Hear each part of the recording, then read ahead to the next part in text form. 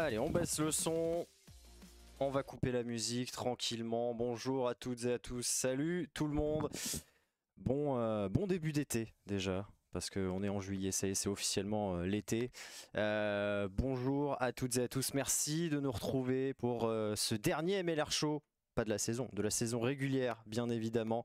Ça va être, il va y avoir plein de choses à voir. Ça va être une très très belle émission. On est content de vous retrouver. Alors aujourd'hui, en plus, j'ai un invité extraordinaire parce que c'est probablement l'un des streamers Twitch les plus polyvalents, capable d'être coach de Swansea, coureur du Tour de France, mais également d'animer vos soirées de Roland Garros en compagnie de Rivenzi.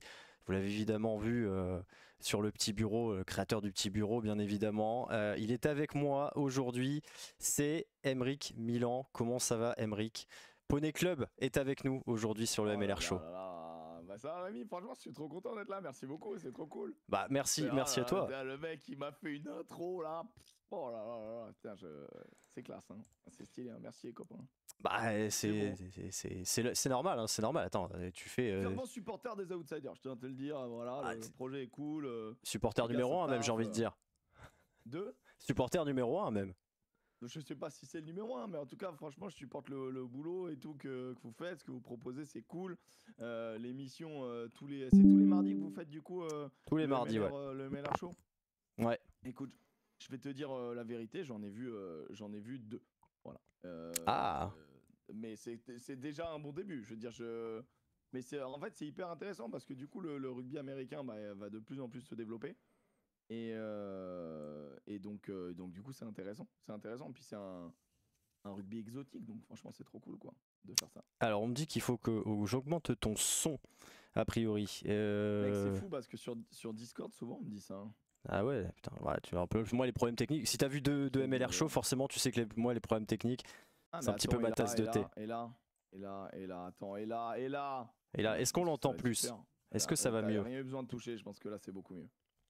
Là, je pense que c'est beaucoup mieux. J'avais un détecteur très bas en effet, je pense que c'est ça le problème. Ah, c'est possible, c'est possible. Parce que Discord, en fait, le problème de Discord, c'est que ça change tous les 4 matins. Ah, c'est fort. Ah ouais, non, bah écoute, c'est fou ça. Donc, qu'est-ce que c'est que cette histoire? Pas de temps. Pour moi, le son est bon, hein. Ah ouais, moi je t'entends très bien et normalement, bienvenue à Jérôme qui vient de nous suivre. On me censure. Joseph Ruiz sort de ce corps. Putain, c'est incroyable. Ah les bâtards, ça commence. Ah, c'est des mots durs ce que vous faites là. Ah, touché. Hop. Est-ce que mon son à moi est bon déjà? Parce que ça se trouve, en fait, tout est... Ah, je suis juste un peu plus bas que toi, mais en vrai, ça, on m'entend quoi. Ah bah écoutez. Mais même pas, mais là, je suis très bien en fait. Ah, mon son est bon, c'est bien. Ça Non, c'est scandaleux. Bon, Rémi. Mais oui, le son est bon. Non, c'est honteux ce qu'ils disent. C'est honteux. On est face à des personnes vraiment honteuses. Ah, c'est n'importe quoi ce qui se passe. C'est incroyable. Bon, en tout cas, je suis très content d'être là parce que, comme tu peux le voir, aujourd'hui, il n'y a personne, mais absolument personne de l'équipe. Oui, mais je pense que tu sais, ça c'est parce que personne ne veut me parler d'ici le France-Portugal de vendredi soir. Et je pense... J'ai reçu quelques messages de menaces dans le groupe des Outsiders rugby. Ça démarre. Et du coup, voilà. Sache que moi aussi, je me suis fait abandonner lundi par mes collègues. Mais on peut pas compter sur Alexandre Priam déjà. Non, mais bon, alors, sur Alex Priam, quoi, carrément pas. Et j'ai envie de te dire, sur Joseph Ruiz, encore moins. Donc au final alors, bon bah du coup, on se retrouve à deux et c'est très bien comme ça. C'est très bien. Alors par contre, je pense que je n'ai pas leur science de la MLR. Donc on va faire ce qu'on peut, mon ami Rémi. Écoute, Pierre Amiche est en vacances, un repos bien mérité. Les autres, Antoine Mazer est en vacances aussi, un repos là aussi. J'ai eu la chance de faire un foot quoi, avec lui. Le physique est en vacances aussi, hein. Oui, ça fait très longtemps, hein. On parle d'un ancien talonneur hein, quand même. On parle d'un ancien sportif même, j'ai envie de dire, alors qu'il est très jeune, hein. Tout à fait, il n'a que 22 ans, on ne l'oublie pas. Non, en vrai, il a quel âge, Mazer? Il a 22, ouais, c'est un 2002, ouais. Si, je te jure. Il a 22 ans. Oui. Putain, le corps ressenti 37 quoi, c'est incroyable. À peu près, ouais. Mais ça c'est une frappe, une blessure. Ça c'est les soirées, c'est l'alcool, hein, tu sais. Ça te flingue un homme. Hein. Ça aide pas, ouais. Ah ouais, non, ouais, ça aide pas, ouais. Ça aide pas.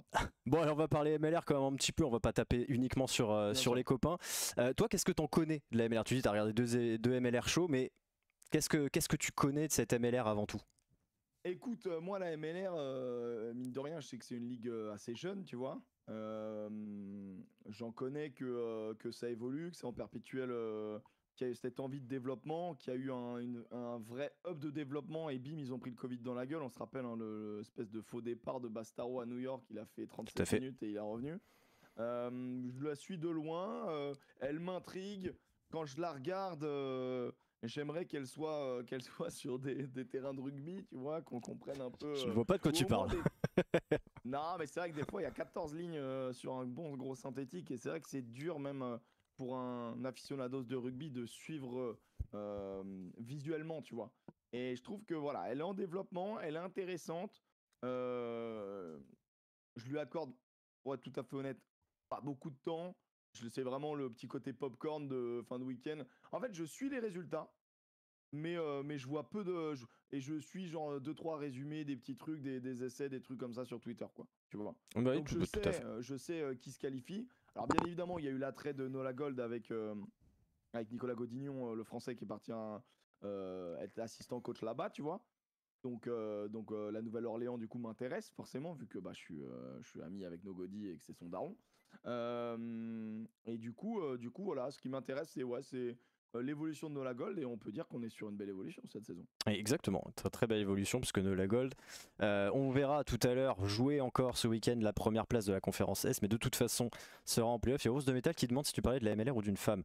Donc a priori l'explication en prise en cours n'était hors contexte, était particulière. J'en profite évidemment pour souhaiter la bienvenue à tous ceux qui sont pour la première fois sur les Outsiders. Merci à vous d'être là. Posez vos questions à Aymeric, à moi, sur le rugby. En tout cas, si vous voulez des infos sur la MLR, posez-les à Rémi. Hein. Non, normalement c'est à Pierre Amiche, donc vous les posez, je lui ferai passer, et quand on reviendra après au début des playoffs, on y répondra. Voilà, c'est promis. Je suis obligé de te poser l'autre question, elle est très importante. Est-ce que tu as une équipe de cœur en MLR? Et quand je parle d'équipe de cœur, je parle évidemment, est-ce qu'il y a une équipe qui a ta préférence pour X ou Y raison? Genre j'en sais rien, t'es pour New York parce que t'es allé à New York, bon il n'y a plus New York maintenant, mais ou pour LA. Ce que j'allais dire, c'est que moi je déteste Los Angeles. Big up à Alexandre Priam encore. Non mais vraiment, j'en ai déjà parlé, mais je trouve cette ville horrible. Après, bon, je pense qu'il faut savoir connaître les bons endroits, c'est comme partout. J'aime bien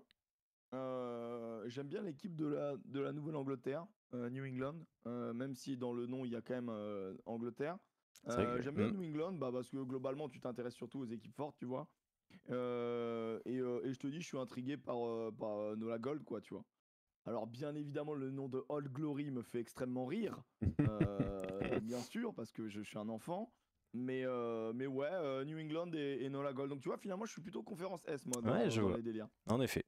Bon, moi, si tu le sais, tu dois le savoir, hein, moi c'est Utah évidemment, mais ça c'est le syndrome de Stockholm de l'année dernière. J'ai donc vécu une saison de merde, voilà. Mais bon, on peut Utah, pas tout c'est pas évident.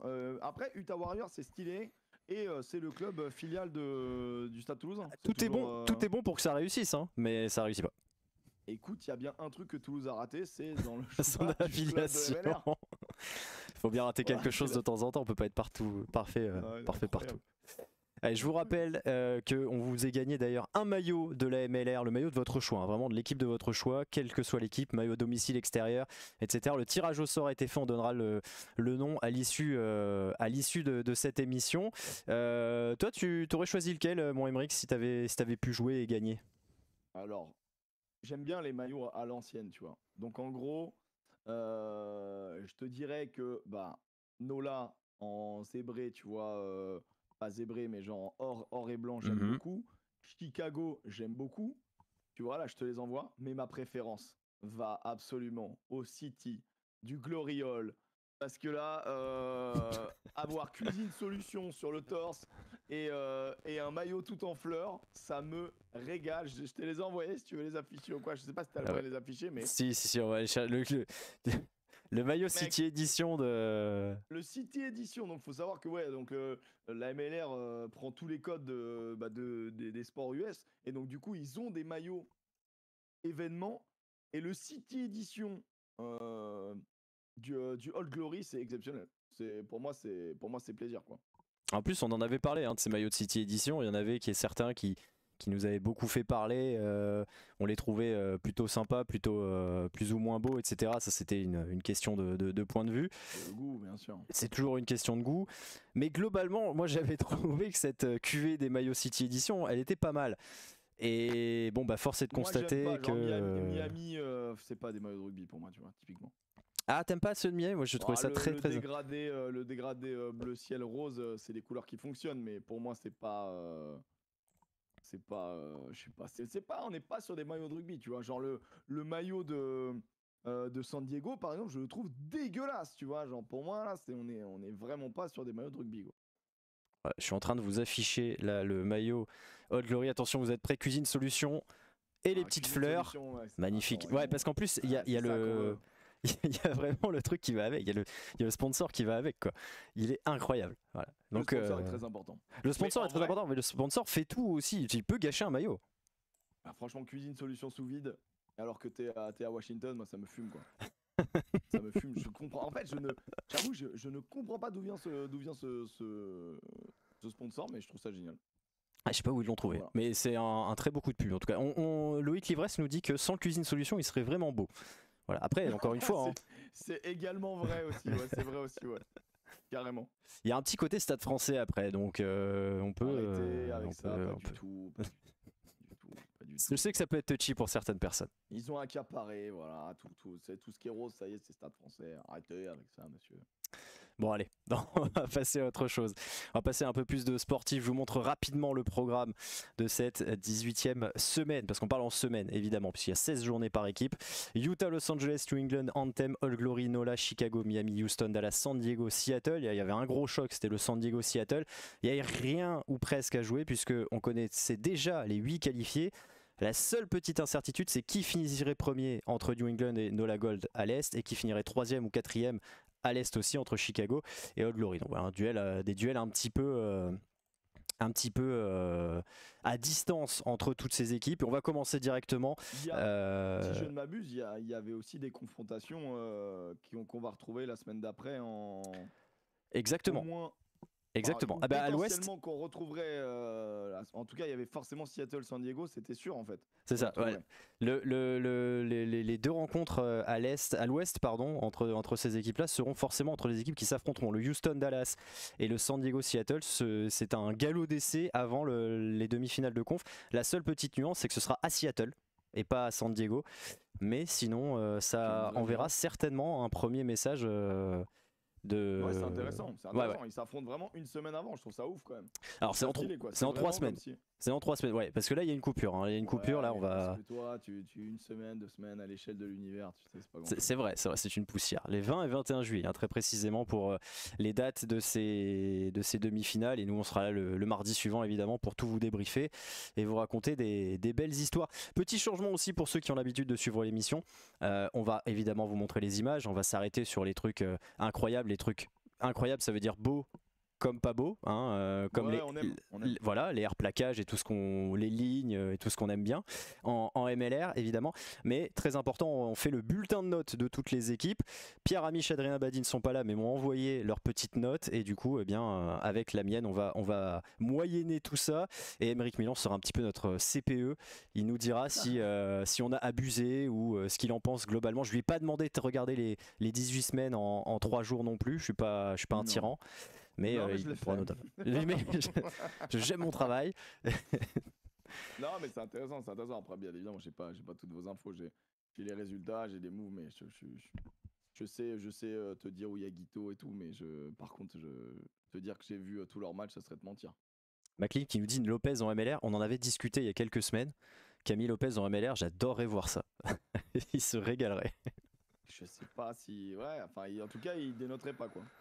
Non, ouais, alors, en termes de plaquage, c'est sûr. Là, c'est certain.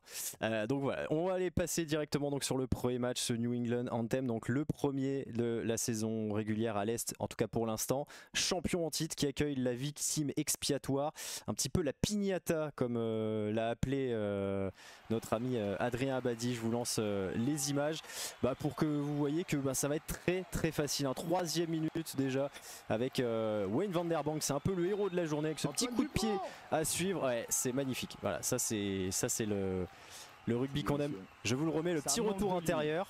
Puis après la défense, c'est magnifique. Ça manque un tout petit peu de ligne quand même, vraiment au sol. Bah, je suis d'accord. Je suis d'accord, c'est un peu compliqué. On voit un peu trop de vert, quoi. C'est incroyable quand même. Après c'est magnifique, le move est très cool. Le move est très cool et là encore une fois, par contre la défense d'Anthem c'est ridicule, hein. On voit Vanderbank encore une fois. Anthem c'est une équipe très jeune qui est une équipe développement US. Tout à fait. Qui vient de débarquer cette année et c'est A20 quoi, c'est vraiment... C'est-à-dire que vous voyez il y a 0-15-0 en dessous. On est sur 0 victoire, 15 défaites, et là c'est la 16e qui doit arriver dans pas longtemps. Ouais, c'était pas bien parti, hein. Il y avait déjà 20-0, vous voyez. Alors en thème, ils ont aussi New England, pardon, ils ont un très gros pack. Wade Vanderbank, le petit ralenti que je vous ai montré, il a failli mettre un triplé, hein, mais il avait une pied en touche, donc en ballon mort, donc il n'a pas réussi. Je vous mets un petit dernier essai, évidemment, le Jason Potros qui passe les bras, qui trouve son arrière remplaçant, et puis je vous l'ai mis surtout pour la façon dont on va aplatir notre ami pilier de cette équipe de New England, c'est Malakai Alla qui va finesse. Exactement, finesse est le bon mot. Et donc tu le disais, voilà, je vous mets la petite stack, 0/16, donc 16 défaites en 16 matchs pour Anthem RC, une Agen exactement. C'est la 3e fois dans l'histoire de la MLR, c'est la 7e saison, hein. Donc c'est pas non plus quelque chose qu'on voit rarement du côté des États-Unis. Après les équipes apparaissent et disparaissent, et il y a vraiment ce truc des équipes qui se construisent et puis derrière n'ont pas le niveau par rapport aux autres. Tu disais justement cette équipe d'Anthem, Emeric, elle a été créée quelques semaines avant le début de la MLR parce qu'il y a la disparition de Toronto, on se retrouve à 11 équipes, c'était un peu bancal. Donc c'est, comme tu l'as dit, développement US, parce qu'on rappelle, dans 7 ans, il y a la Coupe du Monde. Est-ce que tu penses que c'est une bonne idée ? Est-ce que, au-delà des résultats de l'équipe, au-delà de la manière dont ça a été constitué, parce qu'il y a aussi plein de joueurs de différentes équipes qui sont venus, est-ce que c'est la bonne manière pour faire progresser la sélection ? Je pense que oui, il faut qu'ils bossent ensemble. En fait, si c'est vraiment leur idée de faire une espèce de on va dire U20 America, tu vois, là je crois qu'il y a que des gonzes de moins de 23 ans, c'est ça ? C'est que des jeunes, ouais. Ouais, il y a pas un gars de, il y a combien de gars de plus de 20, je sais pas, je crois que c'est ça la stat, je crois qu'il y a pas un gonze au-dessus de 23 ans. Bah ouais, il faut qu'ils bossent ensemble, tu vois, et après il faut aller chercher les meilleurs dans ton championnat et dans les équipes, tu vois, mais c'est sûr que au moins tu as une porte d'entrée pour les jeunes. Après, est-ce que c'est la meilleure si ça prend que des branlées pendant 2-3 ans, mentalement ça va être dur, mais par contre si ça se développe et que ces mecs-là ils grandissent ensemble et qu'ils trouvent des automatismes, parce qu'il y a des équipes qui vieillissent, tu vois. Je crois que San Diego ça vieillit quand même un petit peu. À San Diego par contre ils ont personne en dessous de 30 ans. Bon, j'exagère, voilà, mais c'est quasiment. En vrai c'est ça, c'est ce que j'avais en tête, tu vois. Donc voilà, il y a quand même des équipes qui sont pas non plus resplendissantes, et tu te dis que la jeunesse ça peut apporter. Alors bon, là ils ont pris 700 grains dans l'année, donc forcément ça picote. Mais après je crois que les coachs de défense, c'est pas ce qui s'arrache en MLR. Hein. Pas spécialement. Tout ce qui est conquête, mêlée, touche, etc. Déjà, ça commence à venir. Il y a quelques équipes qui le font bien. Mais on parle des équipes qui ont des entraîneurs étrangers dans ce secteur-là. On pense à Nola avec Godignon. On pense à Houston avec Heineke Meyer. On en discutera évidemment de ces deux hommes, mais après les défenses, les air plaquages, on en a vu quelques-uns. On a vu le deuxième essai de Vanderbank qui traverse la défense d'Anthem, c'est la mer rouge quoi, la défense d'Anthem, ça s'écarte, ça joue au toucher. Enfin, c'est ça qu'on aime, ça joue au toucher. Et je vois que dans le chat après, on parle des lignes. Il y a aussi du lacrosse sur ce terrain, il y a du foot US, il y a des équipes qui jouent sur les terrains de baseball aussi. J'ai besoin de voir nos gymnases de PS. C'est complètement avec, ça. Le hand, le bad, le volley, il y a tout quoi, il y a tout. C'est omnisport quoi. Exactement. C'est vrai que c'est complètement ça. Mais bon, il y a des équipes qui ont leur stade, et comme Houston par exemple, et ça commence à un petit peu se développer malgré tout. Alors les notes d'Anthem pour cette saison, eh bien on a tous mis 1. Voilà. Moi c'est sur 10, ouais, on a fait ça sur 10. Voilà, vous vouliez pas saquer l'équipe, vous vouliez rester il a mis son prénom. Il a mis son nom, il a pas fait de faute à son nom. C'est bon, ça passe. Après, si tu me dis que cette équipe-là, elle est composée que de jeunes, 3 semaines avant le début, je pense que le staff, ça doit être pareil. Ça doit quand même pas être évident. En plus, ils sont quand même conf S, du coup, là où tu as les plus. Bah, si tu me dis si je me trompe, mais j'ai l'impression là où c'est quand même très relevé, tu vois. C'est je trouve à l'Est, non? plus. Alors, la conférence Ouest me paraît meilleure, mais c'est plus homogène à l'Est. Ok. Donc, du coup, c'est plus dur, sachant que tu joues donc en aller-retour contre les 5 autres exactement. De ta conférence avant de faire juste des matchs contre les 6 autres. Exactement. Bon, ça te fait 16 matchs du coup. Mais du coup, bah, forcément, quand c'est plus dense et que tu dois faire des allers-retours, c'est plus complexe, quoi. C'est ça. Il n'y a pas le gros nul d'en face, quoi. Je veux dire que tu peux aller taper 2 fois, quoi. Exactement, voilà, c'est ça. Il y a pas de. Ils ont joué Los Angeles une seule fois, ils ont perdu. D'ailleurs, ça s'était pas joué à grand chose. Il me semble que c'était à LA d'ailleurs. C'était un peu leur seule chance de gagner parce que Miami, qui est la troisième nouvelle équipe, on le verra après, était loin d'être ridicule. On passe aux notes évidemment du coup de New England. Évidemment. C'est pas la même chose, hein. 8,5 pour Pierre Amiche, 8 pour Adri, 8 pour moi également, une moyenne à 8,2. Je crois qu'Anthem c'est la seule équipe où on est tous d'accord, tiens d'ailleurs. Je crois que c'est la seule fois où on a tous mis la même chose. Vous êtes un peu raccord, quoi. Voilà, c'est une équipe. Oui. Enfin, je veux dire, c'est l'équipe, tu l'attends à ce niveau-là, tenante du titre. Je te dis, bon, bah voilà, ils sont là pour réitérer l'exploit. Après, ils ont 5 défaites quand même dans l'année en vrai. Et moi, je me suis amusé aussi à faire des positifs et des négatifs. Sur leurs 5 défaites, ils en ont 3 à domicile et ils en ont 2 contre All Glory et contre Chicago. Et donc on va regarder tout à l'heure qui est quatrième de cette conf S et donc qui sera accueilli par New England lors des playoffs. Mais ce sera forcément une de ces deux équipes et donc, l'un des deux, ouais. Et donc une équipe qui potentiellement, enfin qui l'aura déjà battu sur son terrain. Donc attention. Alors après la saison régulière, ça veut tout et rien dire, mais il y aura quand même des indicateurs. Ils ont perdu contre les 3 plus forts de leur conf en fait. Ils ont perdu à Nola, ils ont perdu contre Chicago à Glory une fois, exactement. Ils ont aussi perdu contre Seattle à domicile. Par contre, ils sont allés gagner à Houston. Ah, ça, c'est la grosse perf de cette équipe de cette équipe de New England. Voilà. Et après, il y a une colonne vertébrale qui est très solide, hein. Il y a un très bon 10, Jason Potrose, un très bon talonneur, le Canadien Quatrine. On a également Paula Balekana, l'ailier, qui est l'un des meilleurs marqueurs historiques de cette MLR. Donc il y a vraiment une équipe assez homogène. On a aussi William Conradi, Malan Leroux. Voilà, c'est des noms. Il y a des noms comme ça dans cette MLR.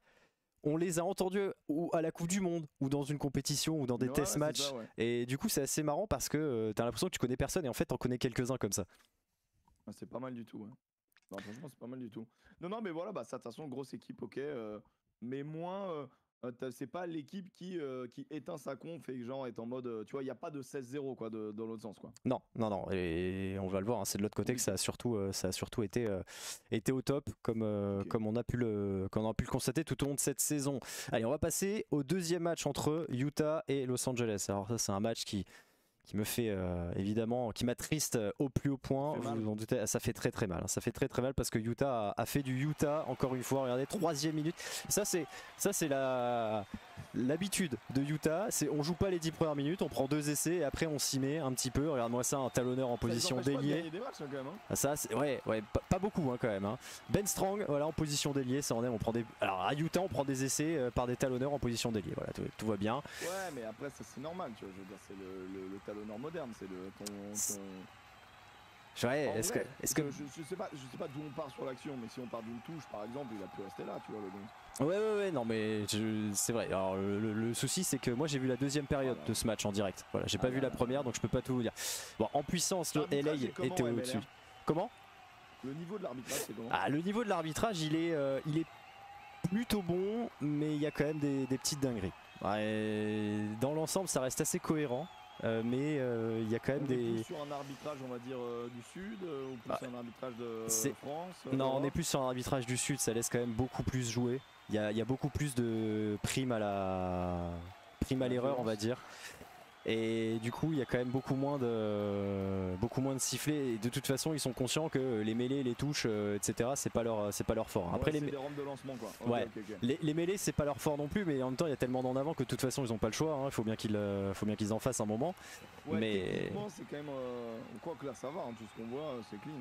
Hein. On a une ligne arrière à Utah qui est très forte. Hein. Là, celui qui vient d'inscrire ce 4e essai de Utah, je vais vous mettre pause d'ailleurs sur ce match. Hop, on arrête. On est à la 77e 25e minute, vous voyez, Utah est revenu à 24-26 parce que, comme d'hab, hein, Utah, ça se réveille à la fin. Incroyable. Michael Manson, ailier néo-zélandais qui est arrivé donc cette année.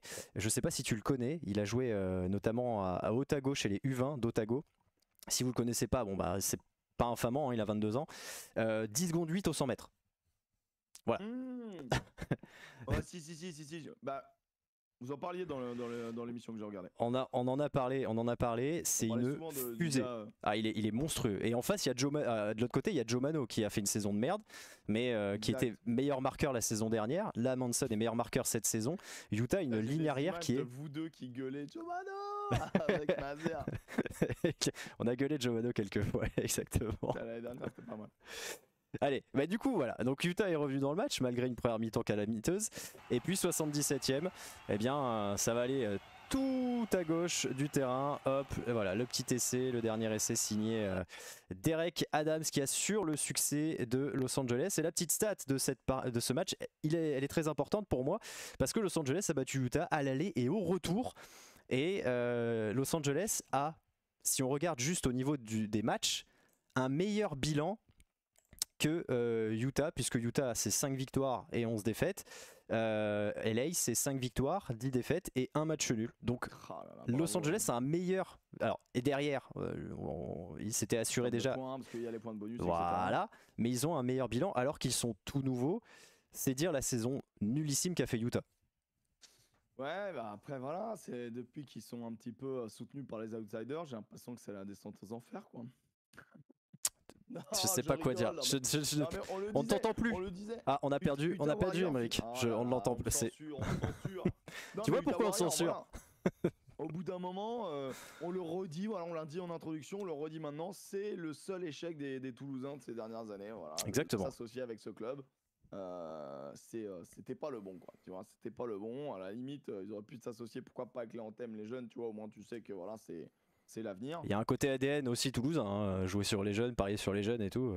Ouais, ça peut, tu vois, mais là, c'est vrai que là, c'est compliqué. Ouais, ça a été compliqué. Après, ils ont historiquement, je sais pas du tout le historique de la MLR, mais genre, ils ont Utah ou pas trop? Non, pas trop. Hein. De quoi? Seattle 2 fois, Los Angeles, non, bah, après, New York et New England, voilà, c'est ça. C'est ça. Ok.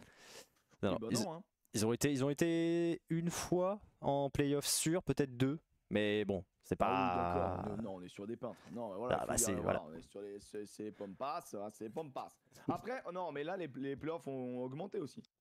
Mais c'est ça le pire, c'est que l'année dernière, ils finissent 4e derrière Houston, Seattle, San Diego, mais devant Dallas. Mais c'est les 3 premiers qui vont en playoff. Tu passes à 4, tu te dis bon bah, voilà Royal, mais non. Mais non, tu fais 5. Tu fais 5 et tu te retrouves avec une moyenne de 2,3 du coup. Hein. Adrien et moi, on leur met 2, Pierre leur met 3.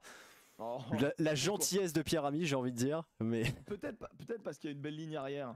Lui qui est très sensible vraiment au jeu de 3 quarts en tant que supporter Rochelet. Alors, moi quand je lui ai dit pour moi la ligne de Utah est la meilleure de MLR, il m'en a cité 3 devant. Hein, donc il est peut-être sensible à cette ligne de 3 quarts, mais en tout cas il y en a d'autres qui ont grâce à ses yeux a priori. Oh bah j'étais plein de... Mais tu étais plein de bonnes intentions. J'étais plein d'ironie. Je sais très bien que monsieur Amish aime bien le jeu à une passe. Le jeu border jeu de la vitesse, oui, il le dira lui-même, hein. C'est ce qu'il aime. Lui, ce qu'il aime, voilà, c'est l'évitement, le cadrage en plâtrage, quoi. Voilà, digne d'un un bon 8 qui perce, il sait pas ce qu'il fout là, il arrive dans les 22 mètres, il y a le 15 ans, je peux l'éviter, bon non, je vais le prendre plein fer et puis je vais tomber, je vais dégueuler le ballon. Voilà, ça pour moi, c'est quand je vois Pierre Amiche, c'est ça que je respire en termes de rugby. Eh bien ça, en MLR, c'est exactement ce qui se passe, sauf que le 15, il fait pas dégueuler le ballon au 8, il touche juste le 8. Il fait hop, toucher, lâche la balle. Les notes de Los Angeles, alors il y a un peu plus de disparité, puisque je mets 3, donc 1 point de plus que Utah. Pierre met moins qu'à Utah. Mais c'est honteux. Et Adrien met 5. Alors, je suis... Oh, 5, c'est vraiment, tu t'attendais à ce qu'ils soient nuls à chier. Les mecs finissent quand même dernier de leur conférence, quoi. Bah, je pense que c'est ça que sac Pierre. Mais en même temps, est-ce qu'ils font vraiment une moins bonne saison que Utah avec tout le background qu'a Utah? Bah, Je connais pas trop l'historique là. C'est une new franchise aussi Los Angeles. Alors Los Angeles, c'est la franchise d'Atlanta.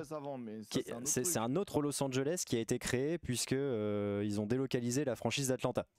Ah ouais, putain, ils font chier les ricains avec ça. Ah ça c'est un enfer. Tu peux pas t'accrocher à quelqu'un, il s'en va après. Puis en plus ils s'en vont à l'opposé. Hein. C'est jamais. Ah oui, là t'es pas. Ouais. Là, si tu veux être supporter, ouais, c'est complexe. Ouais.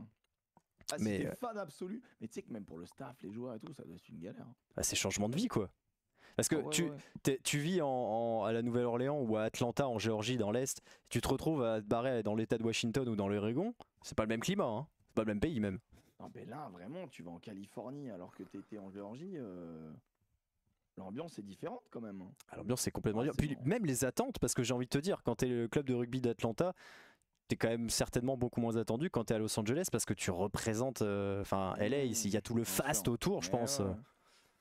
Bah, voilà. En tout cas, c'est une nouvelle franchise. D'ailleurs, le coach s'en va. Steve Brett s'en va. Alors est-ce que son choix ou... Alors moi, j'ai le communiqué du club. Son contrat n'est pas prolongé. Voilà. Ah, d'accord. Donc c'est pas forcément d'un commun accord, quoi. Bah, bizarrement, après, à voir s'il avait du matos, le gars. Mais tu vois. Il finit à 11 points des playoffs et puis t'existes pas trop non plus quoi, tu vois. Début de saison complètement manqué. Hein. Début de saison complètement manqué. Après le roster, on connaît Semi Konatani, voilà, ça va parler aux fans de Fidjiens et de rugby à 7. On en a fait sa petite histoire.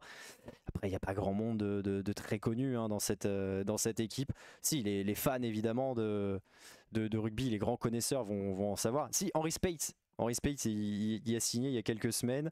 On a l'Irlandais Will Leonard aussi. Voilà, il y a quelques noms comme ça qui passent. T'inventes au bout d'un moment. Non, alors c'est des régènes. C'est des régènes Football Manager. Et on n'oublie pas bien sûr Steve Beeston Black. Ouais, monstrueux deuxième ligne. Oh, quelle prise de balle en touche.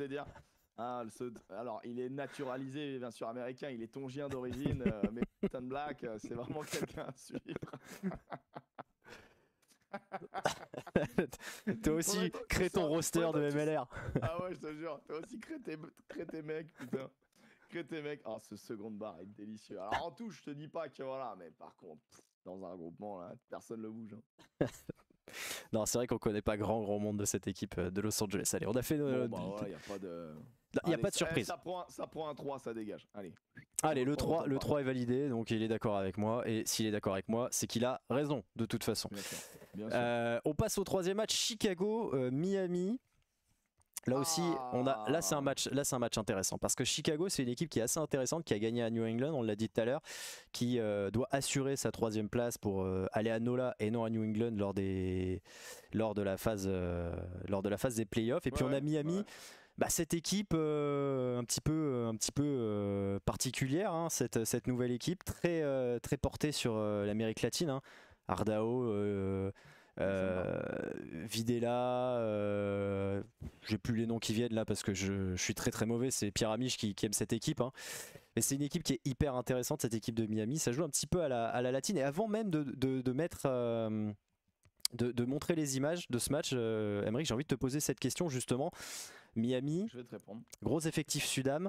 On a l'impression déjà que ça apporte quelque chose de différent dans cette MLR. Mais est-ce que du coup, ça va pas être un passage privilégié? Thomas Inciarte quand même. Attends, il y a le jeune, le jeune. Il est plus jeune maintenant. Non. Demi-mêlée uruguayen. Echeverry à l'ouverture. Echeverry, bien sûr. Santi Videla. Mais attends, mais j'aime bien ce que je vois là. Ah bah voilà, tu vois, t'aimes pas leur maillot, mais moi t'aimes le roster. Ardao, honnêtement, qu'est-ce qu'il fout là, putain, après sa Coupe du Monde, qu'est-ce qu'il fout là? Et c'est incroyable, c'est honteux, enfin pardon, bravo la MLR, mais il mérite de jouer un peu plus haut, tu vois. Ou au moins un MLR dans un club un peu plus solide. Après, bon là, il se dit, il y a un contingent espagnol, donc il est content, quoi. Ouais, je pense qu'il y a vraiment ce côté latino qui joue énormément avec Miami. On est en Floride, c'est habituel, hein, évidemment. On a Dan Prior aussi, l'ancien All Black. Je m'étais pas intéressé là, mais Cubelli, Caceres et tout, j'aime ce contingent. Hein. C'est une très belle équipe. Hein. Franchement, il y a moyen de kiffer derrière. Hein. Bah, et puis ils font pas une si mauvaise saison. Hein. Il y a un retard à l'allumage dû je pense au fait que ce soit une nouvelle équipe. Mais derrière, c'est une formation qui a été plus qu'au niveau. À Miami, il fait bon vivre. Ça, c'est sûr. En vrai c'est une équipe à suivre. Je pense si ça prend et tout, il y a des bons joueurs. Hein. Franchement, il y a des bons joueurs. On est d'accord. Intéressant, très intéressant. Voilà, très bien. Je suis content de te voir réagir comme ça. Et du coup, ma question, c'est est-ce que les joueurs Sudam qu'on avait l'habitude de voir beaucoup en top 14 ou en Pro D2 vont peut-être pas passer par Miami du coup avant d'aller en Europe? En Europe au sens large, pas forcément en France. Ça peut être intéressant. En vrai, ils ont quand même le championnat d'Amérique du Sud là maintenant qui est quand même très bon. Super Rugby America. Le Super Rugby America qui est quand même pas très bon, mais qui est quand même aussi d'un bon niveau. Je me demande si les meilleures équipes, là c'est surtout l'Argentine qui a dominé cette année, mais tu vois le Penarol qui était donc l'équipe uruguayenne a dominé 2 ans de suite. T'as l'équipe paraguayenne qui est composée aussi de, il y a Carès qui est composé de pas mal d'Argentins quand même, mais t'as l'équipe donc le Secnam du Chili. Les Brésiliens ils ont fait ce qu'ils ont pu. Non, ouais. je me demande si ils ont pas déjà sur place leur truc. En fait, je me demande le gap entre ce championnat-là qu'ils ont eux et la MLR. Tu vois, est-ce que c'est pas plus intéressant d'aller quand même tout de suite, tu te fais recruter, je sais pas, je dis une connerie, mais un club de Pro D2 ou top 14, est-ce que c'est pas plus intéressant? Ou alors se faire recruter, ou alors ils font un méga roadster latino. À Miami. En vrai, l'idée de mettre tes meilleurs Argentins, Uruguayens, Chiliens, Paraguayens, Brésiliens, ça peut être exceptionnel. Et puis il y a une identité, quoi, tu vois. Ouais, je suis d'accord. Je suis assez d'accord. Si tu me fais un gros roadster où il y a vraiment que ça et tu vas chercher les meilleurs, ça peut être hyper intéressant. Mais du coup, tu les dépouilles un peu de leurs bons gars. Mais quoi qu'il, les bons gars doivent partir, quoi. Mais tu vois, Ardao, typiquement, après sa Coupe du Monde, on savait qu'il allait jouer donc du coup aux États-Unis, mais c'est surprenant que ce soit qu'aux États-Unis sans offense, quoi. Ouais, on est d'accord. Tiens, le Super Rugby américain qui s'est fini il y a 2 semaines, je crois, c'est ça Ouais, les Dogos. Les Dogos, ouais, c'est ça, qui ont battu les Pampas en finale. Et du coup, c'est une surprise parce que sur la saison, les Pampas avaient été extrêmement solides. J'avoue que ça m'intéresse ça aussi, tu vois, le super rugby américain là. Je trouve assez cool et puis très lisible, très facile, ça joue vite. Alors bon, il y a toutes sortes de niveaux, tu vois, genre vraiment équipe brésilienne c'est compliqué. Mais tu vois, je serais assez curieux de voir. Il y a une équipe américaine d'ailleurs tout à fait. Les Raptors. Et du coup, je me demande si ils devraient pas faire une espèce de un super winner, tu vois, entre les Dogos et ceux qui vont gagner la MLR, tu vois. Ça serait intéressant de voir le niveau, la différence. Écoute, est-ce qu'il y en a un qui détruit l'autre ou pas? Moi, je serais assez curieux. Et je connais les gens du Super Rugby America, je connais évidemment les gens de la MLR. Je te fais la promesse, mon cher Aymeric, et je me mets à l'image pour faire cette promesse, que je vais poser cette question, que je vais soumettre l'idée au président de la MLR, voilà, et voir s'il y a quelque chose de possible. Je m'y engage. Parce que bon, le niveau des fois il peut être un peu inquiétant et franchement là, New England, NOLA, Houston, Seattle, San Diego, c'est des équipes qui jouent au rugby quand même, tu vois, donc pas que ce soit dangereux non plus pour les autres, mais je suis pas certain qu'il y ait une si grande diff de niveau et je serais assez curieux qu'il y ait une espèce de super américain, quoi, tu vois, genre le champion du continent américain, quoi. Ouais, mais l'idée est pas déconnante, en plus c'est-à-dire maintenant on a les Sudaf qui affrontent nos clubs français en Champions et en Challenge Cup, donc c'est pas beaucoup plus déconnant, ça l'est même pas du tout. Donc nos amis de Miami qui depuis la semaine dernière n'ont plus l'opportunité d'être en playoff, qui allaient à Chicago et bien voilà, regardez, ça va très vite, 30 secondes de jeu, cette magnifique interception sur cette bien mauvaise passe et bien surtout la lenteur d'exécution globale, quoi. Ouais, il y a pas Luc Carty, il va pas très vite, Luc Carty, mais bon, il avait fait ce qu'il fallait pour intercepter. Et Chicago qui va vraiment se balader sur ce début de partie, hop, ça va aller sur l'aile, magnifique, ça combine très bien avec James Scott qui inscrit ce deuxième essai toujours le long de la ligne. Ils vont même en mettre un troisième un peu plus tard, mais Miami va quand même réussir à réagir. Vous voyez, 8e minute dans un début de match complètement fou. Hop, regardez, Manuel Ardao qui va décaler Nick Grigg, le centre de cette équipe des Sharks. C'est aussi très bon joueur, Nick Grigg. Oh, putain, mais tu sens dans les steps déjà le gonze. Il y a du niveau, Il y a du niveau. On espère que dans le que dans le chat vous prenez du plaisir avec ces images. Il y a quand même des essais de gros. Lui je l'ai mis, Dylan Fawcett, c'est important, c'est le meilleur marqueur de l'histoire de la MLR, le talonneur de Butcher, le boucher. Quand t'as un surnom comme ça, de toute façon, t'es forcément bon. T'es forcément Donc le point de bonus, vous voyez, offensif pour Chicago, il est acquis après 20 minutes. Et voilà, l'essai d'Inciarte et Miami qui va complètement se relancer avec ce nouvel essai en coin derrière. Moi je le vois avec un décalage. Hein. Ouais, t'as un petit décalage, ouais. T'as un petit décalage sur moi, mais. C'est parce que je te regarde sur Twitch, mec, c'est super. Ouais, parce que tu me parles et tu me regardes sur Twitch, et ça c'est beau. Et ça va être un chassé-croisé hein, véritablement entre les deux équipes, mais vous le voyez, Chicago prend finalement complètement le dessus avec. Ce qui est fou, c'est qu'il y avait déjà il y a 25-25 à la mi-temps, ouais.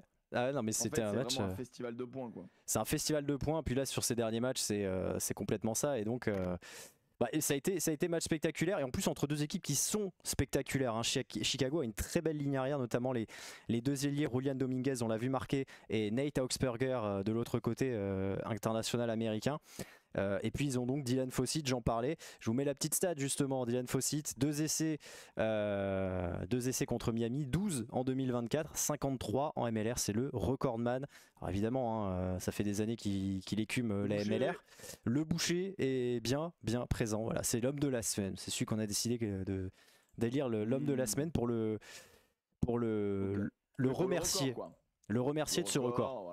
Voilà. 50 essais. Quand t'es talon, tu mets 12 essais, c'est pas mal quand même. C'est pas mal. Mais les talonneurs marquent beaucoup. On a Dewalt Kodze de Dallas qui a mis aussi pas mal d'essais. Je crois qu'il est à 11 cette saison. Lui, il est américain, le boucher là. Dylan Fawcett, il est américain. Il est d'origine irlandaise, mais je crois qu'il est américain. Il est né en Irlande. Il est né en Irlande. Les États-Unis. C'est ma cam en fait. Comment ? Je sais pas, j'ai l'impression que ma cam elle coupe. Est-ce que tu veux que je fasse des trucs ou... Non, c'est juste que mon ordinateur il a du mal à faire. Ouais, quand je passe d'un truc à l'autre, des fois il coupe un petit peu. Pas que ça vienne de moi, c'est juste. Non, mais la technique ne vient que de moi. Don't worry. Antonin qui nous dit comme le score de la semaine dernière entre Utah et Dallas. Et oui, la semaine dernière on a eu 96 points dans le match entre Utah et Dallas, 50-46. Dallas avait le point de bonus offensif après 20 minutes. Après, oui, tu vois les défenses, hein, de toute façon. Défendez un peu les mecs, quoi. Putain, c'est ça, t'as envie de leur dire, d'être un peu plus solide défensivement. Mais après, on aime ça, on aime voir des après, essais. Tu vois des actions et tout, c'est cool, tu vois. Mais c'est vrai que la défense c'est très important, donc il faut aussi s'y filer un petit peu les gars, quoi.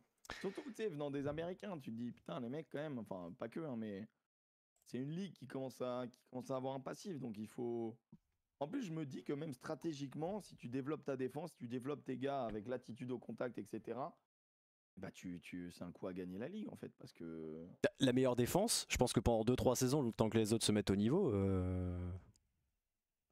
t'as un boulevard. Si t'as une super défense, c'est terminé. Enfin, tu vois, genre, dans un championnat où... Enfin, moi, je me rappelle, moi, j'ai été biberonné les années BO, etc., où tu te dis, mais en fait, la défense, c'est tellement important. Et aujourd'hui, tu le vois, ils changent les règles, pas pour minimiser l'attaque, ils changent les règles parce que les défenses prennent le pas sur l'attaque. Donc un championnat où c'est un peu porteux de saloon, tu te dis mais si t'as un minimum, si tu travailles ça, putain mais tu peux être grandiose. Hein. On est d'accord. Après, l'ADN américaine, c'est aussi le show. Hein. Il y a qu'à voir le nombre de points qui augmente en NBA notamment. L'ADN américaine, c'est le show, mais en NFL, quand ils mettent un énorme tubax, je peux te dire que tout le stade est content. Hein. C'est vrai. C'est vrai qu'en NFL, il y a quand même un peu plus cette notion de défense que dans les autres sports US. Enfin, au baseball, il n'y a pas vraiment de défense. Basket, en vrai, gros bâche, gros machin, c'est juste genre. Le baseball, c'est différent, mais tu vois, genre même NHL, tu mets des énormes blocs. Enfin, c'est. Il y a toujours eu cette notion physique, tu vois, les Américains, ils aiment bien, la notion physique de stopper une attaque, de violemment stopper une attaque. Je pense qu'un. Des gros défenseurs, ils peuvent avoir des gros highlights bien mis en avant aux États-Unis. Hein. Ah non, c'est vrai, ça se défend. Ça se défend. Il est international, mais mec de la MLR, mettez plus de défenseurs. Non, mais mettez des coachs de défense. Je pense que sincèrement, honnêtement, c'est un axe de progression de la ligue, quoi. Tu vois, c'est intéressant de voir que c'est autant un peu porte de saloon très tôt quoi dans le match. C'est ça que je veux dire, tu vois. Pour nous, pour une vision française, tu vois, ou européenne, c'est assez intriguant, tu vois. C'est sûr que les essais c'est dès le début. Hein. C'est pas ça tient 60 minutes puis derrière c'est la fatigue qui fait que non, c'est dès le début ça défend comme ça. Et ça c'est surprenant parce que tu vois, même nous au niveau amateur, on a ce truc là, tu vois, de cette rigueur défensive. Ouais, tu travailles la défense avant de travailler l'attaque en fait. Et tu vois, c'est rare d'avoir des énormes scores tout le temps. Je trouve, hein, je sais pas ce qu'en pense le chat et tout, mais ouais, dites-nous. Je trouve quoi. Voilà. Mais c'est une très bonne analyse. C'est pour ça que c'est bien d'avoir des avis extérieurs aussi, parce que nous on est. Moi je suis plongé, je regarde la MLR tous les jours, hein, évidemment. Je ne fais que ça. Je ne sais même plus ce qu'est le top 14. Je n'ai même pas regardé la finale. Je mens. Je mens bien évidemment. Mais non plus, ils l'ont regardé. Ils l'ont peut-être regardé. Ils ont éteint la vidéo. Mais ils ont défendu comme nos amis de Miami ou d'Anthem. Non, on va peut-être pas aller jusque là. Les notes de Chicago sur cette saison: 6,5 pour Pierre et moi-même, 6 pour Adrien, ça nous fait une moyenne de 6,3. C'est seulement la deuxième saison de Chicago. Leur première qualification en playoff, ils étaient à l'ouest l'année dernière, ils avaient terminé dernier en gagnant je sais plus 2 ou 3 matchs seulement. Donc là il y a une vraie progression dans cette équipe de Chicago. Tu l'as dit, t'aimes bien leur maillot. Moi j'aime bien aussi le petit rayé vert et blanc. Il y a un petit côté irlandais. Ouais, c'est ça, il y a un côté mi-Celtics, mi-vrai maillot de rugby, tu vois, qui est cool. Mais moi je trouve que les maillots de rugby ils sont normalement, je sais pas, t'as des bandes quoi, tu vois. C'est ça un maillot de rugby, je trouve.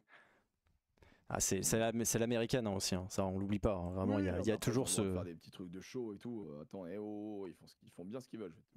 On a un gauche à sabre qui vient d'arriver dans le chat. Je pense que ça c'est Adrien, parce que grand fan de Houston, les Sabercats, que l'on appelle évidemment les chats sabres. Les notes de Miami: 5,5 pour Pierre, 5 pour Adrien et pour moi-même. Ça nous fait un 5,2. On est sur une équipe qui a joué sa première saison avec des mecs qui se connaissaient pas, qui a fait une première partie de saison cataclysmique, ou si ce n'est désastreuse, et qui finalement était pas si loin d'aller chercher la qualification en playoff. Ça prend sa moyenne, il n'y a pas de souci. Ça découvre un petit peu, ça enchaîne un petit peu. Voilà, ça manque de win, hein, mais c'est aller chercher 2-3 victoires à l'extérieur de ce que je vois. Donc, écoute, franchement, pour une première saison, avec une ambiance latino, moi je te dis, moi je mets le 5,5. Moi je mets le 5,5, tu vois, c'est 5 parce que bon voilà, première saison, bon t'es une pompasse mais t'es pas qu'une pompasse, sur la fin ça va beaucoup mieux, et t'as le contingent latino, bim, le demi qui va en plus, 5,5. Le CPE a parlé, ça sera donc 5,5 pour Miami. Chicago a donc assuré d'être 3e à l'Est. Ça veut dire que le DC NOLA n'avait pas plus d'intérêt, puisque forcément New England et Chicago, qui étaient devant ces deux équipes, ont gagné. On va rapidement aller vers ce match de DC avec le maillot City Edition, bien entendu. Cuisine Solution. Et d'ailleurs en début de match ils n'ont pas du tout de solution, hein. Deuxième minute, et comme d'habitude j'ai l'impression qu'il n'y a que des essais en début de match. Ce maillot là de NOLA par contre, il est délicieux. Et moi je l'aime bien, mais le maillot City Edition, je sais pas si tu l'as vu, tu sais, qui est très carnaval avec des toutes petites lignes et tout. Moi j'ai beaucoup aimé, vraiment l'effet carnaval, j'ai bien aimé, mais celui-là aussi vraiment. Les goûts et les couleurs. Moi celui-là je le trouve très stylé, mais bon, Cuisine Solution reste pour moi dans mon cœur. Cuisine Solution. Pas mal, ça fait... Oh là là, la sautée qui sert à rien. Oui. Il va quand même aller marquer. Ça va quand même à laisser. Et là regarde, hop, la petite pénalité jouée rapidement, regarde, le doublé. Ça on adore.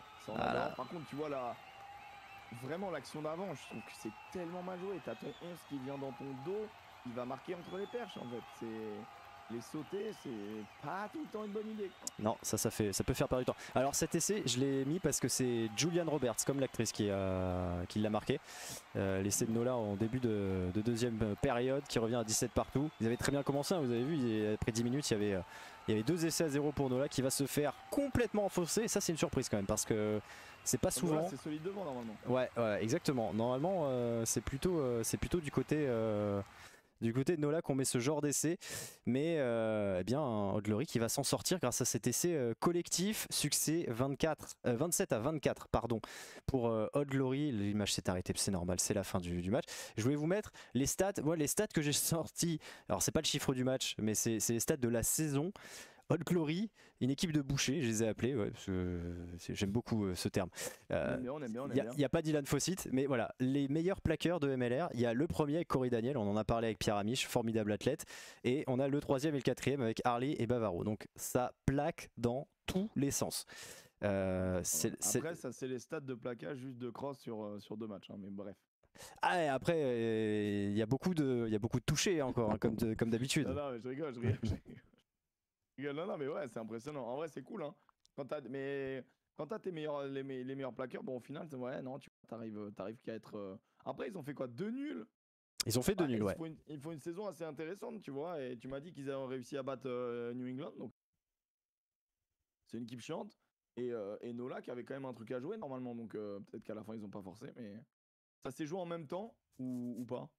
Ça s'est joué à peu près en même temps. Il y avait que le Utah Los Angeles qui s'est joué le vendredi soir et les autres se sont tous joués dans la nuit de samedi à dimanche.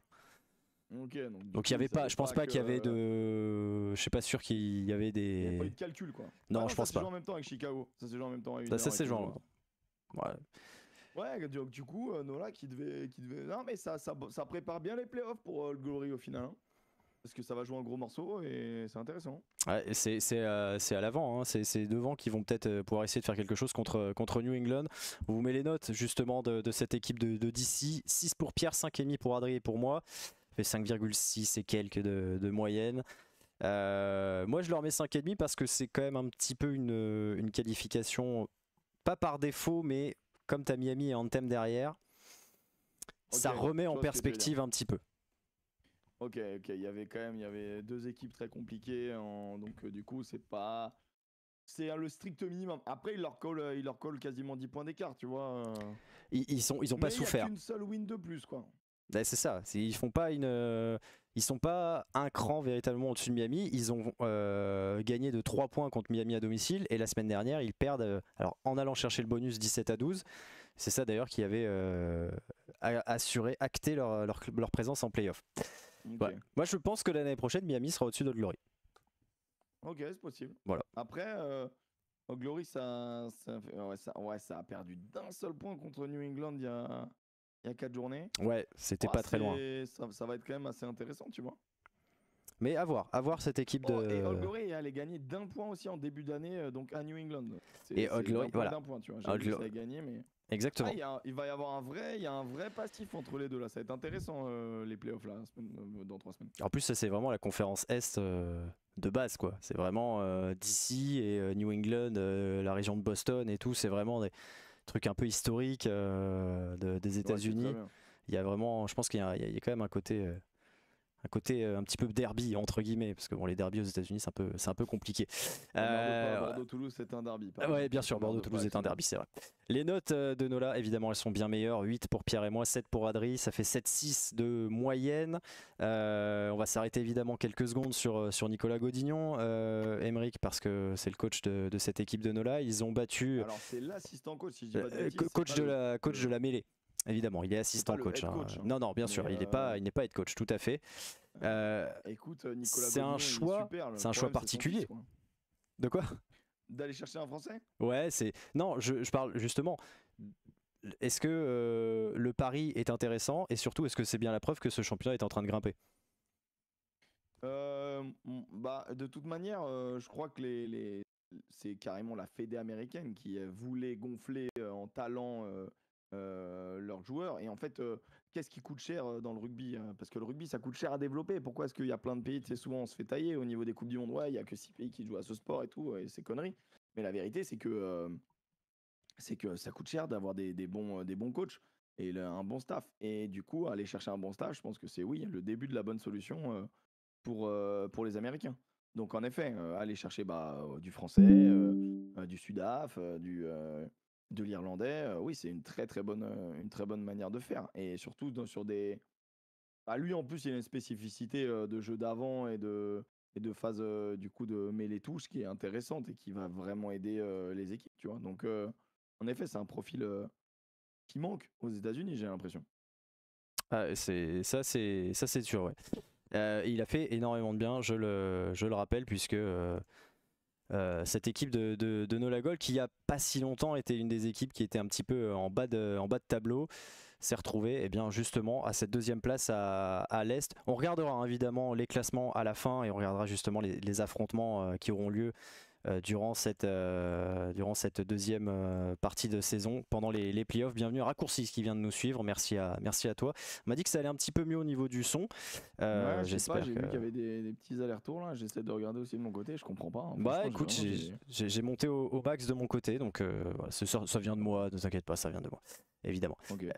L'autre équipe qui casse des bouches, mais qui casse vraiment toutes les bouches, c'est Houston cette saison. On va parler évidemment d'Heineke Meyer, Emrick. Cette équipe qui a fait un match très bizarre du côté de Houston. Deuxième minute, c'est bien vendu. Évidemment, comme d'habitude. Si à la troisième minute il n'y a pas un essai, de toute façon les gens sont remboursés en MLR, sache-le. C'est comme ça que ça se passe. Voilà, c'est un truc de fou.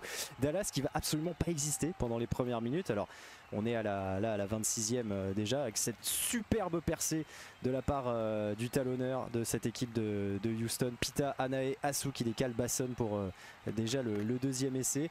Et puis ça va poursuivre, 35e, hop, ça va aller un petit peu au large. Le petit coup de pied, vous allez le suivre. Ouais, on est sur un 21-0, il y a déjà 3 essais. Et à la 36e, le 4e, le petit coup de pied de Kutzer, la prise de balle de Dyer. Il est joli. Ouais, il est magnifique. 26-0 après 38 minutes, donc match plié, on pourrait le dire. Mais Dallas, alors déjà, cette feinte de défense est incroyable. La feinte là de Ben Fry sur cet essai, j'ai pas compris. Oh merde. Ah ouais, non, là vraiment c'est c'est impressionnant, non, c'est bien joué, bravo. Ah ouais, non, mais attends, il a feinté la passe, grosse feinte de passe. Et puis Dallas en deuxième période surtout va marquer un essai. Et bien à la manière de Houston, on a vu tout à l'heure Glory faire de même face à Nola, et bien là ils vont se faire. C'est la meilleure équipe. Après, tu lâches en vrai, t'es un peu quoi que ça revient, mais. Et ça revient et c'est fou la MLR quand même. T'as des écarts et t'as vraiment des rushs, quoi, des temps forts très longs, des temps faibles très très longs. L'embut par contre il fait 4 bornes. Il fait 4 bornes. Il fait 200 mètres carrés là. Et voilà, et finalement donc Dallas va prendre l'avantage grâce à ce quatrième essai de Tommy Malanos à la 76e et finalement à la pénalité de la 83e minute qui permet à Houston de l'emporter sur le fil. Donc match très bizarre, tu l'as dit, on a lâché quelque chose comme ça. Et regarde cette stat, elle est très intéressante. 5 fois, c'est la 5e fois de la saison que Houston gagne avec 3 points d'avance ou moins. Donc c'est des matchs très accrochés, c'est une équipe qui est à 14-2 sur son bilan, 2 défaites seulement. Mais finalement, la marge, elle est peut-être pas si énorme que ça par rapport aux autres équipes. C'est l'équipe qui a le meilleur bilan. Ouais, tout à fait. Ouais, mais du coup, en fait, faut voir si c'est une équipe qui, tu vois, gagne des points à la fin ou se fait remonter. Est-ce que c'est une équipe qui lâche ou est-ce que c'est une équipe qui monte? Tu vois, un peu à l'image du Stade Français en France. Je vois tout. C'est une équipe complètement l'inverse. Qui va chercher les points, tu vois. C'est une équipe qui étrille tout le monde et qui roule sur tout le monde en première période et qui derrière passe la 60. On a une équipe qui est très lourde. Pierre en a parlé souvent. À la Timou, 100 kilos. Ça veut dire deux trucs. Ouais. Et ça veut dire 2 trucs. C'est soit il y a un 15 très fort et il n'y a pas 23 bons joueurs, tu vois. Soit il y a un style de jeu énergivore de ouf. Enfin, ils n'arrivent pas à se déplacer, quoi. C'est plus le deuxième, parce qu'il y a même pas qu'un 23, il y a un gros roster parce que Meyer a fait beaucoup tourner toute la saison. Il y avait quasiment jamais le même 15 d'un match à l'autre et malgré tout ça gagnait tout le temps, ça cassait des bouches. Mais à chaque fois, il y a une première demi-heure, une première mi-temps qui est très bonne, une première heure grand maximum et puis derrière ça baisse un peu le pied. Alors il y a toujours ce côté, est-ce que ils font pas ça parce qu'ils laissent revenir l'adversaire et ils gèrent un petit peu le match, etc. Pierre est un peu inquiet pour eux sur la fin de saison. Il y a eu cette victoire courte contre Seattle, ce succès très court là contre Dallas à la dernière minute, et entre-temps il y avait une défaite à San Diego. Est-ce qu'il ne faut pas faire attention pour cette équipe de Houston en vue de ce qui arrive, parce que c'est maintenant que ça compte? Ouais, c'est ça qui va être intéressant, et c'est aussi le charme, tu vois. Houston, c'est des habitués tu dis si je me trompe, je crois que c'est des habitués des playoffs, donc... Non, justement, c'est une équipe. Il y a 3 ans avant l'arrivée de Meyer, ils font 2-14 en bilan. Il y a 3 ans. Ouais. Mais genre l'année dernière, ils y sont. L'année dernière, ils sont en playoff quand même. Ils y sont l'année dernière, je crois qu'ils y sont il y a 2 ans aussi, ils sont en finale de conf même. Ils commencent à être habitués des playoffs, oui, c'est vrai.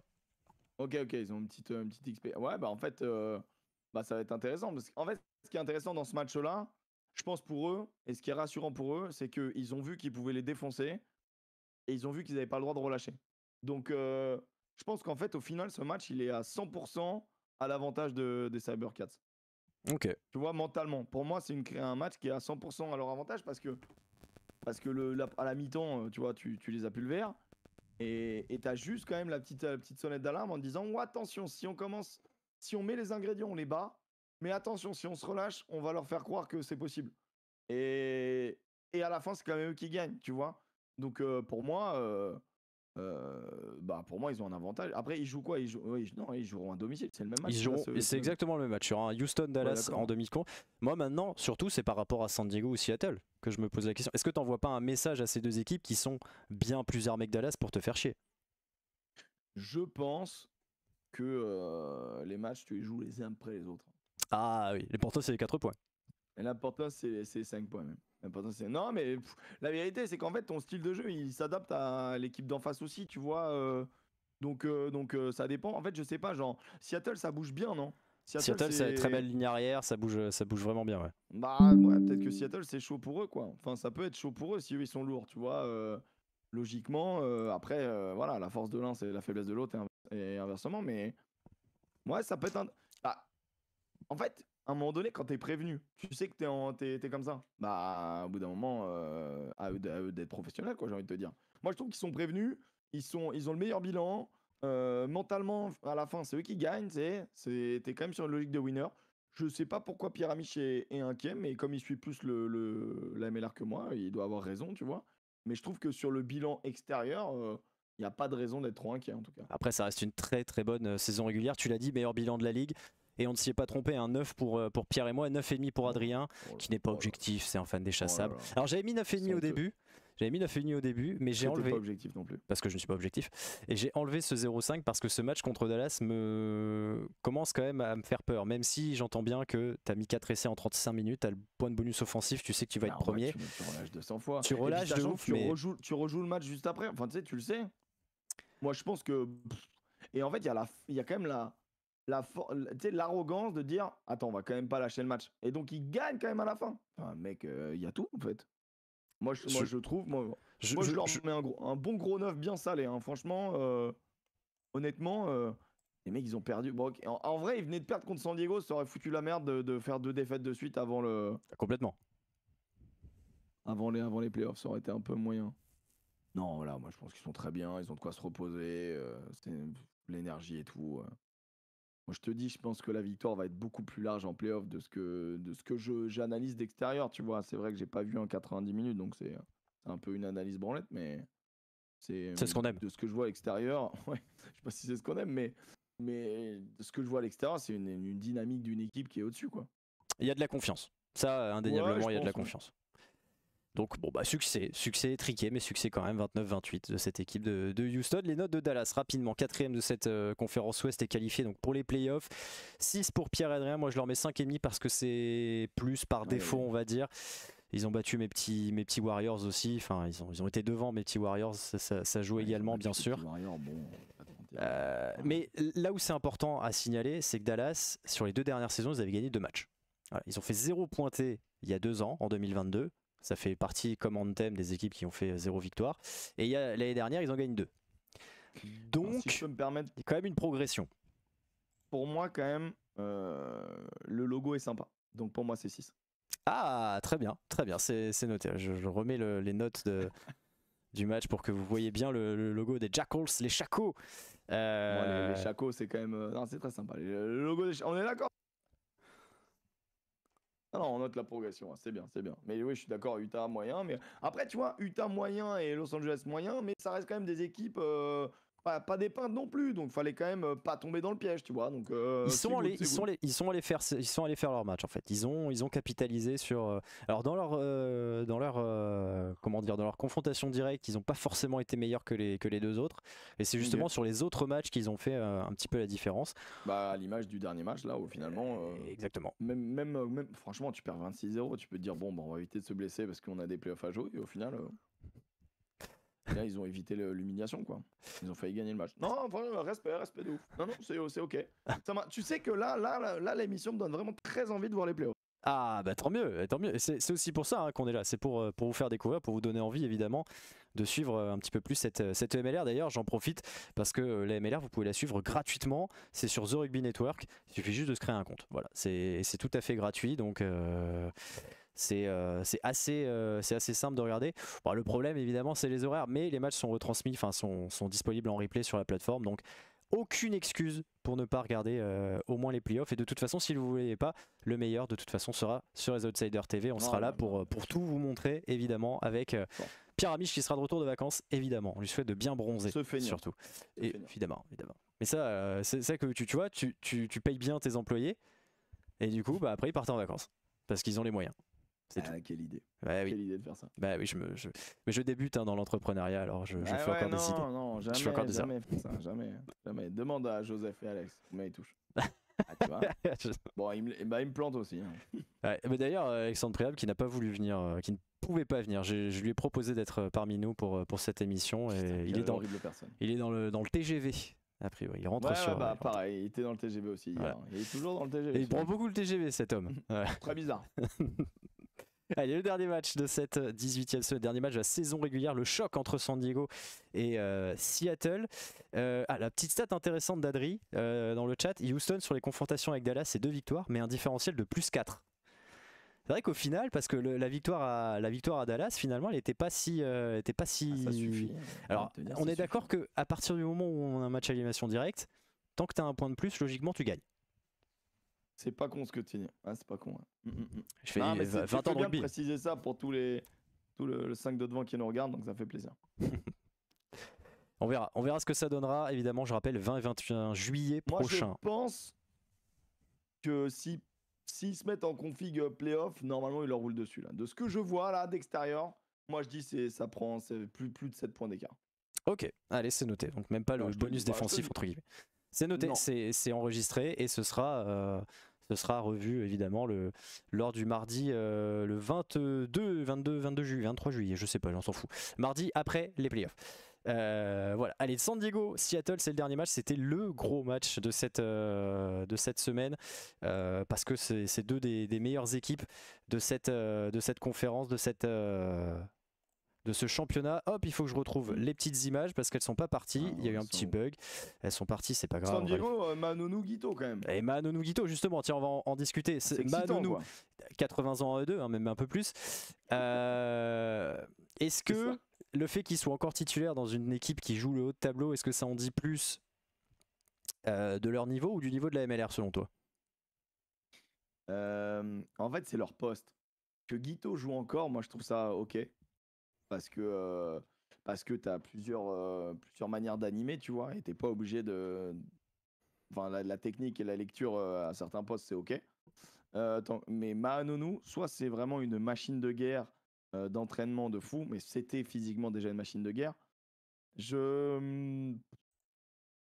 En vrai, là, tu vois, j'en parle et je trouve que c'est en fait cohérent que ces mecs-là soient toujours là, parce que c'est la crème de la crème. Donc la crème de la crème, même à 40 balais, dans un championnat légèrement en dessous, ça fait partie des meilleurs joueurs du monde, les mecs. Donc c'est normal. Pas étonné. Okay. Ça me choque pas, moi. Ok. Guito qui est sorti de sa retraite, hein. On n'oublie pas. Il a été champion avec Los Angeles en 2019 et il est parti à la retraite et puis il est revenu. Guito, c'est un mercenaire. On est sur un parcours improbable, non? Je sais pas, il a fait 26 clubs, je crois, à peu près. Ouais, mais c'est une folie quand même. Enfin, là, on est sur... tac, Brumbies, les Forces, Brumbies, Toulon, donc le Japon après Sun Goliath, et en effet les Guiltinis de Los Angeles avant d'arriver là. Il a voyagé, hein. Par contre il a bien bourlingué, hein, Pépère. C'est pas mal quand même. À chaque fois il a mis des points. Putain, salaud. Il est fort, hein. 41 ans, putain, quel joueur. J'adore. Qui a dit qu'il s'entraînait, lui, qui était revenu pour gagner, hein. Donc il est pas là pour... Ouais, c'est intéressant. Non, je suis assez d'accord, c'est très intéressant. Et pour San Diego, c'est pas bien parti, hein, dans ce match. 3e minute, oui, c'est l'essai le plus tardif, le premier essai le plus tardif de ce week-end. On s'est vraiment fait chier. Il se passe rien. Oui, mais comme tu, on peut pas tout avoir avec ce ballon dégueulé, et je ne comprends pas comment il n'y a pas en avant. Je comprends pas. Parce que la balle part derrière. Ouais, Bah, pour moi, il y avait elle part derrière et ensuite elle rebondit devant. D'accord, ok. C'est ça qui te trompe. Peut-être. Pour moi, il le timbre et la balle va en arrière. Il m'arrive de me tromper. Ça peut m'arriver. Et il y a un autre monde où pas mal cette fois. Ouais, très très belle percée de Duncan Matthews qui trouve Inafuti pour le deuxième essai de Seattle. Mais ils sont très bien démarrés, hein, les Seawolves, puisqu'ils mettent 3 essais très rapidement. Et puis après, bon bah, on n'arrive pas à stopper. On n'arrive pas à stopper Twelvelty. Oui, oui. Bah, mais les gars, faut plaquer un minimum. Enfin, faut s'engager, tu vois. T'as vraiment cette sensation des fois de manque d'engagement, tu vois, genre un peu ligue de vieux, quoi. Tu vois, t'es en mode, les gars, faut y aller un peu, quoi. Tu vois. Non, mais je suis d'accord, hein, mais c'est la MLR, voilà, c'est la MLR, on le sait, c'est comme ça, San Diego qui revient dans le match. C'est en développement, c'est normal. Non, mais ça va venir, hein, le niveau a bien augmenté. Ouais, c'est sûr. Bloquer les jambes, nous dit McLean. Bah, bon, je suis sûr. Plaquage aux jambes. Bon, depuis quand? C'est tellement ça. Allez, San Diego qui va. Y a rien à dire. Ouais, puis surtout, il y a ce 15, hein, ça on l'aime. Très beau cheveux. Déjà, belle coiffure, ça c'est vrai. Puis ce 15 de San Diego, Mikey Theo qui est en léger surpoids, on va dire. Et puis là, il y a ce bel exploit avec cette superbe course d'Awake, les petits crochets, le soutien de Cowan, le capitaine. Et puis c'est McClutchy qui vient terminer le travail, super baissé de la part de San Diego, qui va l'emporter. La fameuse. Exactement. Line, depuis le début, le fameux truc. Oh, tu prends le soutien à l'intérieur, il avait tout. Oui. Et puis, oui, bien sûr, on dégueule le ballon encore, mais cette fois ça profite. C'est des athlètes quand même. Wakaina BT, c'est un beau bébé. Hein. Au niveau du cuisseau, j'avoue, je comprends. En fait, tu veux le prendre. Si tu le prends en bas, c'est plus épais qu'en haut, donc c'est chiant quoi. Le mec, tu le prends en mollet, il te met. Tu prends un tube quand même quoi. C'est un délire. Et puis ils sont ici, ça court vite hein, quand même. Hein, donc c'est un platane comme pour citer Damien Penaud. Un vrai platane, exactement. Mais du coup, ça fait une belle victoire pour San Diego qui avait battu le Houston la semaine dernière et qui là met 45 grains à Seattle, 45-33 très précisément. Et ça peut marquer les esprits avant de les retrouver en play-off.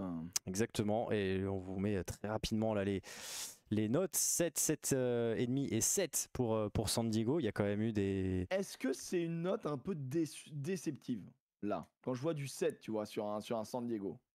Il y a eu des choses qu'on est déçu. Il y a eu des choses un peu compliquées quand même avec cette équipe. Parce qu'en vrai, même bilan que New England par exemple, tu vois, qui est première de l'autre conf. Même nombre de points que New England, qui est première de l'autre conf. Mais donc troisième sur la conf ouest. C'est ça. Tu vois ce que je veux dire? Ouais, je comprends. Est-ce que finalement vous n'êtes pas un peu dur? Non mais je pose des questions après, voilà. Après je veux pas mettre les pieds dans le plat. Je dis juste que est-ce qu'on n'est pas, est-ce que ça vaut pas un petit 8 en fait, tu vois? Ah bah peut-être. En tout cas, tu as le droit de ne pas être d'accord, bien évidemment. Et là, ça va faire encore plus polémique parce que moi j'ai mis 7 à Seattle, 8,5 pour Pierre et Adri. Moi j'ai mis 7 parce que moi Seattle sur certains matchs m'a particulièrement inquiété. Bon. Bah moi tu vois, je trouve ça très bizarre de mettre 8,5 à Seattle. Ils ont mis combien à San Diego? 7 et 7,5, ouais. Ouais, c'est Pierre, faut qu'il... Ah putain, quel dommage qu'il soit pas là, mais j'aimerais comprendre pourquoi il met... Je pense que c'est parce qu'il s'attend à mieux et qu'il se dit ils sont que 3e et tout, mais au final, tu vois, si ton équipe de Seattle elle a 8,5 sur sa saison, mais qu'au final elle se fait sortir par San Diego qui finit derrière elle, bah ouais. Au final San Diego fait une meilleure saison, tu vois. Bah on est d'accord. Actuellement. On est d'accord. Ouais, c'est... Après on verra, mais quoi qu'il, c'est le match, je pense, des playoffs à regarder en tout cas. Indéniablement. Et tu fais bien de le dire. On va regarder les résultats complets de cette 18e semaine. La victoire de Los Angeles à Utah 31-24 et les succès à domicile de New England 40-7, de Old Glory 27-24, de Chicago 38-26, Houston 29-28 et San Diego 45-33. Adrien qui dit les 7,5 parce que les deux derniers matchs sont trompeurs selon lui. Voilà c'est bien qu'on ait les réponses. Et du coup, les playoffs, les voilà avec ce magnifique bracket que j'ai fait hier. C'est immonde. J'espère que vous voyez bien. À l'est, New England, Old Glory, Nola Gold, Chicago et Houston, Dallas, Seattle, San Diego. À l'ouest, quel est...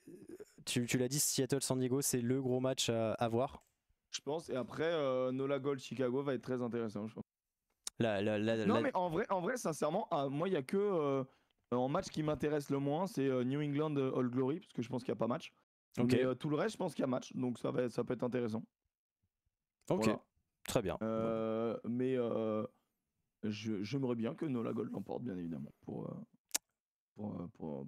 le Godignon. Pour la famille, bien sûr, évidemment. Bien sûr. Voilà, et ben écoute, puis la Nouvelle-Orléans, à un moment donné, c'est plutôt sympa. Un endroit un peu Frenchy, bon bah voilà quoi, tu vois. C'est vrai qu'on est obligé de supporter la Nouvelle-Orléans. On est obligé, rien que le nom, de toute façon, c'est obligatoire. Voilà pour ces playoffs qui démarreront dans 3 semaines, donc le week-end du 20 et 21 juillet. Et on sera là évidemment pour tout débriefer le mardi suivant sur les Outsiders,